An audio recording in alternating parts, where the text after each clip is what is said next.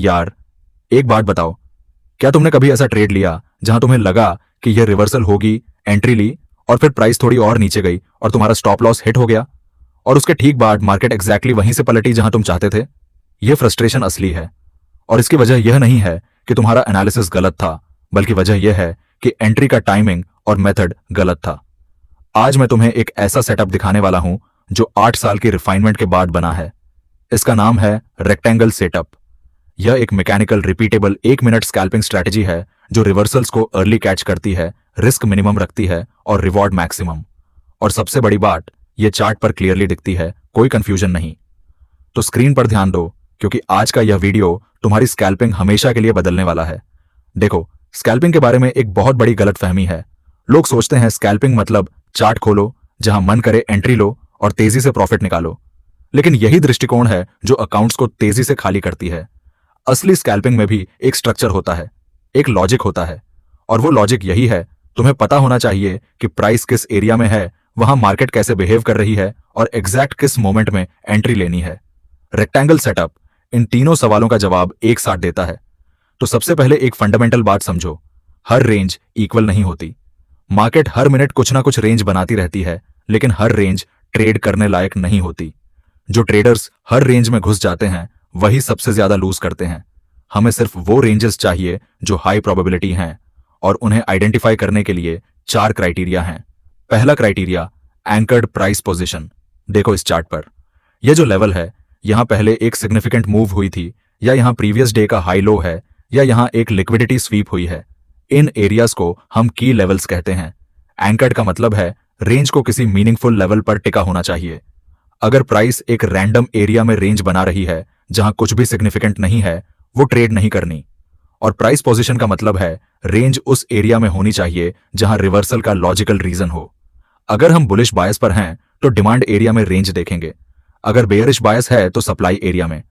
Price position wrong हो तो बाकी सब क्राइटेरिया सही होने पर भी ट्रेड नहीं लेनी। यह क्राइटेरिया सुनने में सिंपल लगता है, लेकिन यही वो फिल्टर है जो 50% लो क्वालिटी सेटअप्स को ऑटोमेटिकली कट कर देता है। दूसरा क्राइटेरिया, स्ट्रेंथ वर्सेस वीकनेस। यह क्राइटेरिया थोड़ा और स्पेसिफिक है और चार्ट पर क्लियरली दिखता है। देखो, जब प्राइस एक लेवल पर आती है तो 2 चीजें हो सकती हैं। या तो प्राइस उस लेवल को एग्रेसिवली ब्रेक कर देती है, मतलब कैंडल उस लेवल के पार क्लोज होती है, यह स्ट्रेंथ है, इसका मतलब मार्केट उस डायरेक्शन में जाना चाहती है। या फिर प्राइस उस लेवल तक आती है, ऊपर या नीचे एक विक बनाती है, लेकिन क्लोज नहीं होती उस लेवल के पार, यह वीकनेस है। और यही हमें चाहिए। इस चार्ट पर देखो, प्राइस यहां ऊपर गई, इसने ये हाई को टच किया, लेकिन क्लोज नहीं हुई इसके ऊपर, यह विक है। यह विक हमें बता रही है कि बायर्स ने ट्राई किया, लेकिन सेलर्स ने उन्हें वापस धकेल दिया। वीकनेस कंफर्म हुई, रिवर्सल का सिग्नल है। उल्टे साइड पर, अगर प्राइस ने यह हाई एग्रेसिवली ब्रेक किया होता, कैंडल ऊपर क्लोज हुई होती, तो यह स्ट्रेंथ होती, और उस केस में हम यहां सेल नहीं करते।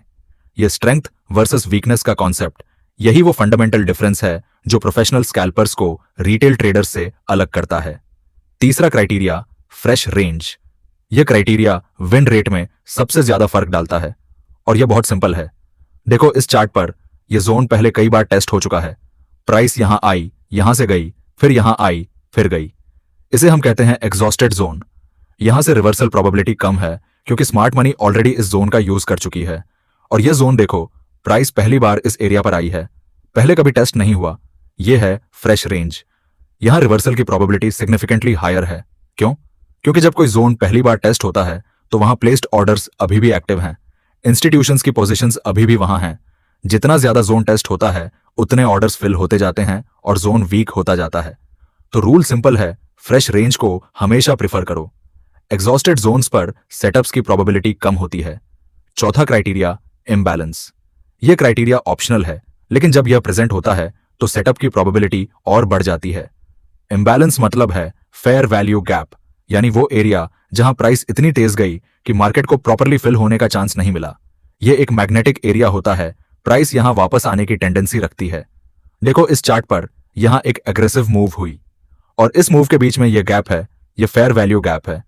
और यहां नीचे जो हमारा डिमांड जोन है, वो एग्जैक्टली इस फेयर वैल्यू गैप के नीचे है। अब इसका मतलब क्या है? 2 रीजंस मिल गए एक ही एरिया पर, एक डिमांड जोन रिवर्सल के लिए, और 2 इम्बैलेंस फिल होने की टेंडेंसी। जब 2 रीजंस एक साथ एक ही एरिया पर अलाइन हो, सेटअप की प्रोबेबिलिटी सिग्निफिकेंटली बूस्ट हो जाती है। तो अब क्राइटेरिया क्लियर हैं, anchored price position, strength versus weakness, fresh range और ऑप्शनली इम्बैलेंस। जितने ज्यादा क्राइटेरिया एक साथ हों उतना स्ट्रॉन्गर सेटअप।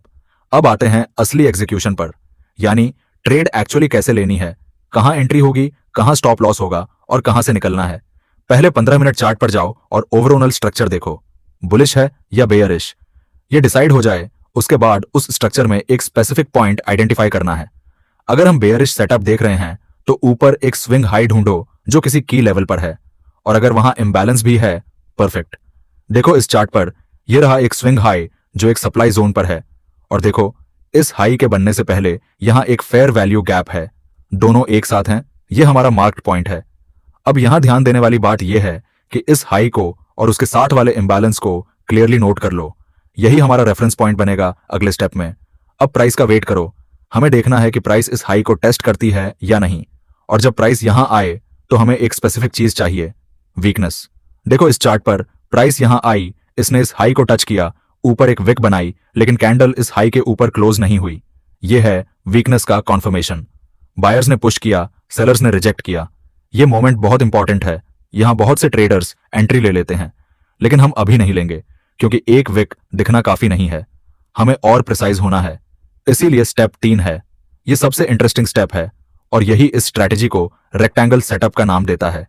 जब स्टेप 2 में वीकनेस कंफर्म हो जाए, यानी प्राइस ने हाई को टच किया, विक बनी, लेकिन कैंडल उस हाई के पार क्लोज नहीं हुई, तो उस कैंडल का क्लोजिंग प्राइस नोट करो। अब एक रेक्टेंगल ड्रॉ करो इस कैंडल के क्लोजिंग प्राइस से उसकी विक के हाई तक। यह रेक्टेंगल हमारा जोन ऑफ इंटरेस्ट बन जाता है। यह वो एरिया है जहां वीकनेस शो हुई, जहां बायर्स फेल्ड हुए और सेलर्स आए। देखो चार्ट पर, यह रहा रेक्टेंगल, ऊपर है विक का हाई, नीचे है कैंडल का क्लोज। यह जोन अब हमारा की एरिया है। अब 1 मिनट टाइम फ्रेम पर स्विच करो, 1 मिनट पर यही रेक्टेंगल दिखेगा, और अब हमें देखना है क्या प्राइस इस रेक्टेंगल के नीचे क्लोज होती है। देखो प्राइस यहां आई, रेक्टेंगल जोन में एंटर हुई, और फिर देखो यह 1 मिनट कैंडल, इसने रेक्टेंगल के नीचे क्लोज दी। यह है हमारा एंट्री सिग्नल।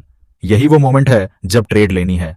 एंट्री, जैसे ही 1 मिनट कैंडल रेक्टेंगल के नीचे क्लोज हो, उसी कैंडल के क्लोज पर सेल एंट्री लो।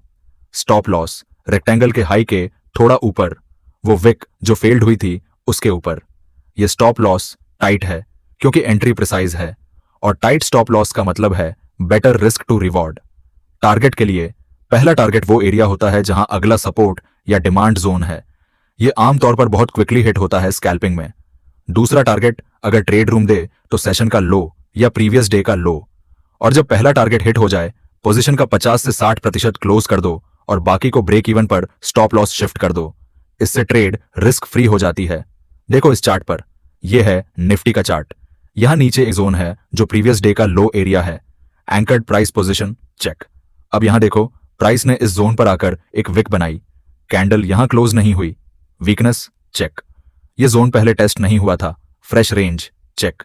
चारों क्राइटेरिया प्रेजेंट हैं। यह हमारा हाई प्रोबेबिलिटी सेटअप है। अब रेक्टेंगल ड्रॉ करते हैं इस कैंडल के ओपन से इस विक के लो तक। रेक्टेंगल बन गया। 1 मिनट पर आते हैं। देखो प्राइस यहां आई, रेक्टेंगल में एंटर हुई, और इस कैंडल ने रेक्टेंगल के ऊपर क्लोज दी। एंट्री हुई यहां बाय, स्टॉप लॉस विक के नीचे, और देखो प्राइस यहां से तेजी से ऊपर गई। पहला टारगेट 45 पॉइंट्स नीचे, 1:3 रिस्क टू रिवॉर्ड। यही है रेक्टेंगल सेटअप, मैकेनिकल, क्लियर और रिपीटेबल। यह स्ट्रैटेजी इसलिए काम करती है क्योंकि यह स्मार्ट मनी की थिंकिंग को फॉलो करती है। जब इंस्टीट्यूशंस एक जोन पर पोजीशन लेते हैं, वो क्वाइटली लेते हैं, प्राइस को थोड़ा ऊपर पुश करते हैं, रिटेल ट्रेडर्स को ट्रैप करते हैं, और फिर रिवर्सल होती है। रेक्टेंगल सेटअप एग्जैक्टली उसी ट्रैप को आइडेंटिफाई करता है और उसी डायरेक्शन में ट्रेड लेता है जिसमें स्मार्ट मनी जा रही है। अगर यह वीडियो हेल्पफुल लगी तो लाइक करो, चैनल सब्सक्राइब करो, और मिलते हैं अगली वीडियो में।